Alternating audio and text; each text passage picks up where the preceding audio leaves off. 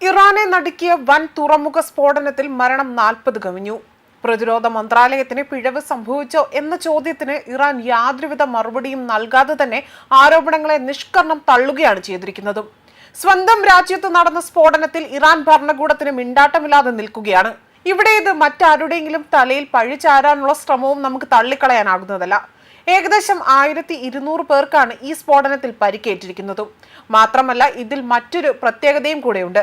കാരണം ഒമാനിൽ വെച്ച് യുഎസുമായി നടന്ന 3ാം വട്ട ആണവ ചർച്ചയ്ക്കിടയിലായിരുന്നു പൊട്ടിത്തെറി സംഭവിക്കുന്നത്. രാജ്യത്തെ പ്രധാന തുറമുഖമായ ബദർ അബ്ബാസിലെ ഷാഹിദ് റാച്ചി സെക്ഷനിലെ ശനിയാഴ്ചയായിരുന്നു സ്ഫോടനം നടന്നത്. ഇറാനിലെ ഏറ്റവും വലിയ കണ്ടെയ്നർ ഹബിലായിരുന്നു പൊട്ടിത്തെറി നടന്നത്. ഏതാനും കിലോമീറ്ററുകൾക്കപ്പുറം സ്ഥിതി ചെയ്യുന്ന കെട്ടിടങ്ങളുടെയും വീടുകളുടെയും ജനലുകൾ പോലും സ്ഫോടനത്തിന്റെ ആഘാതത്തിൽ തകരുകയാണ് ചെയ്തിരിക്കുന്നത്. കണ്ടെയ്നറുകൾ പിളർന്നതോടെ തന്നെ ചരക്കുകൾ വലിയ തോതിൽ നശിക്കുകയും ചെയ്തു. അതുപോലെ തന്നെ ശനിയാഴ്ചയുണ്ടായ സ്ഫോടനത്തിന് പിന്നാലെ ഉണ്ടായ അഗ്നിബാധ രാത്രിയോടെയാണ് പൂർണ്ണമായും നിയന്ത്രണ വിധേയമാക്കാൻ കഴിഞ്ഞതും. തുറമുഖത്തിലെ കണ്ടെയ്നറുകളിലോ അതോ മറ്റു സുരക്ഷാ രാസവസ്തുക്കൾ സ്ഫോടനത്തിന് ഇടയാക്കിയിട്ടുണ്ട് എന്നതാണ് പ്രാഥമിക നിഗമനം.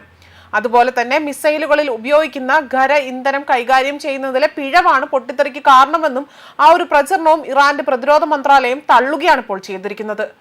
എന്താണ് യഥാർത്ഥത്തിൽ സംഭവിച്ചതെന്ന് അന്വേഷണം അതിനുശേഷം വ്യക്തമാക്കാമെന്നായിരുന്നു രാജ്യത്തിന്റെ ഔദ്യോഗിക നിലപാട് വന്നതും. സ്ഫോടനം നടന്ന സ്ഥലത്ത് സൈന്യത്തിന്റെ കാർഗോ ഉണ്ടായിരുന്നില്ല എന്നും ഇറാന്റെ പ്രതിരോധ വക്താവ് അടിവരയിട്ടിപ്പോൾ പറഞ്ഞിരിക്കുകയാണ്. അതേസമയം സ്വന്തം രാജ്യത്ത് ഒരു സ്ഫോടനം നടന്നിട്ട് പോലും യാതൊന്നും തന്നെ ഇറാൻ ഭരണകൂടത്തിന് പറയാനില്ല. എന്ത് ആരോപണം ഉന്നയിച്ചാലും അല്ലെങ്കിൽ വ്യക്തമായ കാര്യങ്ങൾ പറഞ്ഞാലും അതെല്ലാം തള്ളുകയാണ് ചെയ്തിരിക്കുന്നതും. എന്നാൽ പഹൽഗാമിൽ നടന്ന ഭീകരാക്രമണത്തെ തുടർന്ന് ഇന്ത്യക്കും പാകിസ്ഥാനും ഇടയിൽ രൂപപ്പെട്ട പ്രശ്നങ്ങൾ പരിഹരിക്കാൻ മധ്യസ്ഥരാകാമെന്ന് അറിയിച്ചുകൊണ്ട് ഇറാൻ രംഗത്ത് വരികയും ചെയ്തിരുന്നു. ഇറാൻ വിദേശകാര്യ മന്ത്രിയായ സായിദ് അബ്ബാസ് മധ്യസ്ഥ വഹിക്കാനുള്ള താല്പര്യം അറിയിച്ച് രംഗത്ത് വന്നതും. വെല്ലുവിളി നിറഞ്ഞ ഈ സമയത്ത് ഇരു രാജ്യങ്ങൾക്കുമിടയിൽ പരസ്പര ധാരണ വളർത്തിയെടുക്കാൻ സന്നദ്ധരാണെന്നായിരുന്നു അദ്ദേഹം പറഞ്ഞത്. ഇന്ത്യയും പാകിസ്ഥാനും സഹോദര തുല്യരായ അയൽക്കാരാണ്. നൂറ്റാണ്ടുകൾ പഴക്കമുള്ള ശക്തമായ സാംസ്കാരിക ബന്ധമുണ്ട്. ജനങ്ങൾ തമ്മിലുള്ള ബന്ധമുണ്ട്. അത് ഏറ്റവും പ്രധാനപ്പെട്ട ഒന്നായാണ് ഞങ്ങൾ കണക്കാക്കുന്നത്. ഇരു രാജ്യങ്ങളുമായുള്ള തങ്ങളുടെ മികച്ച ബന്ധം പ്രയോജനപ്പെടുത്തിക്കൊണ്ട് വെല്ലുവിളി നിറഞ്ഞ സമയത്ത് ഇരുവർക്കുമിടയിൽ പരസ്പര ധാരണയ്ക്കായി ശ്രമിക്കാൻ തയ്യാറാണ് എന്നതായിരുന്നു അദ്ദേഹത്തിന്റെ വാക്കുകൾ. ഇന്ത്യക്ക് പിന്തുണ അറിയിച്ചുകൊണ്ട് US നാഷണൽ ഇന്റലിജൻസ് ഡയറക്ടർ തുളസി ഗബ്രിയാഡ് പ്രധാനമന്ത്രി നരേന്ദ്രമോദിക്ക് കത്തെഴുതുകയും ചെയ്തിരുന്നു. ഞങ്ങൾ ഇന്ത്യയുടെ ഐക്യദാർഢ്യം പ്രഖ്യാപിക്കുന്നുവെന്നും ഹീനമായ ആക്രമണത്തിന് ഉത്തരവാദികളായവരെ കണ്ടെത്താൻ നിങ്ങളെ സഹായിക്കുമെന്നും ആണ് അദ്ദേഹം അറിയിച്ചത്. ഇന്ത്യയും പാകിസ്ഥാനും തമ്മിലുള്ള സ്ഥിതിഗതികൾ സൂക്ഷ്മമായി തന്നെ നിരീക്ഷിച്ചു വരികയാണ് എന്നും UN secretary general Antonio Guterres പറയുകയും ചെയ്തു.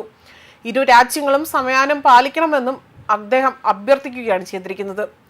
അതുപോലെ തന്നെ ജമ്മു കാശ്മീരിലെ പഹൽഗാമിൽ ഭീകരവാദികൾ നടത്തിയ ആക്രമണത്തിൽ 26 പേർ കൊല്ലപ്പെട്ടിരുന്നു. വിനോദസഞ്ചാരികളാണ് കൊല്ലപ്പെട്ടവരിൽ അധികവും.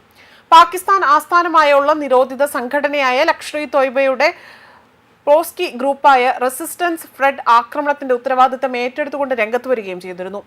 ആക്രമണത്തിൽ പങ്കില്ല എന്ന് പാകിസ്ഥാൻ പറഞ്ഞെങ്കിൽ പോലും ആക്രമണത്തിന് ശേഷം 1960 സിന്ധു നദീജല കരാർ ഉടനടി തന്നെ നിർത്തിവെച്ചുകൊണ്ട് ഇന്ത്യ ശക്തമായി തന്നെ തിരിച്ചടിക്കുകയാണ് ചെയ്തതും. പാകിസ്ഥാൻ പൗരന്മാരുടെ വിസ താൽക്കാലികമായി റദ്ദു ചെയ്യുകയും നിയന്ത്രണ ജീവനക്കാരുടെ എണ്ണം കുറയ്ക്കുകയും ചെയ്തു. അട്ടാരി അതിർത്തിയിൽ നിയന്ത്രണം ഏർപ്പെടുത്തിയത് തുടങ്ങി നടപടികളും സ്വീകരിക്കുകയും ചെയ്തിരുന്നു. ന്യൂസ് ഡെസ്ക് കർമ്മ ന്യൂസ്.